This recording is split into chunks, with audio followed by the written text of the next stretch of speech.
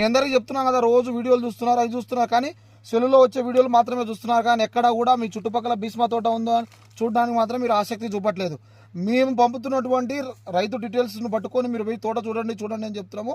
ఆ విధంగానే మాకి ఈ ఫేస్బుక్ వీడియోలో పెడుతున్నప్పుడు మేము కూడా భీష్మ వేసినామని ఇక్కడ ఉన్న రైతులందరూ మాకు తెలియజేయడం వల్ల ఇక్కడికి వచ్చినాము. ఒకసారి తోట చూపిస్తాం చూడండి. ఇక్కడికి రండి స్వామి, ఇక్కడి నుంచి ఎత్తండి స్వామి.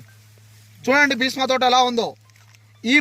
ఇప్పుడు మీరు చూస్తున్నటువంటి ఈ వీడియోని చూడటమే కాదు, మీ దగ్గరలో ఉన్నటువంటి తోటలకు వెళ్ళండి. మీ చుట్టుపక్కల గ్రామాల్లో కూడా భీష్మ తోట పండించినారు. ప్రతి మండలంలో, ప్రతి జిల్లాలో, ప్రతి రాష్ట్రంలో, ఆంధ్ర తెలంగాణ రాష్ట్రంలో ఈ భీష్మ అనే విత్తనం ఉంది. వెళ్ళి మీరు చూడండి. ఫోన్లో ఎలా ఉందో కంటితో కూడా కనిపిస్తుందా లేదా ఇక్కడ ఉన్నటువంటి గొప్పతనం అనేది. ప్రతి ఒక్క రైతు మీ చుట్టుపక్కల గ్రామాలలో పండిస్తున్న రైతు భీష్మ తోటకి వెళ్ళి చూడవలసిందిగా మనస్ఫూర్తిగా కోరుకుంటున్నాం. చూడండి, ఇక్కడ కంటితో కనిపిస్తుంది కదా మొబైల్లో.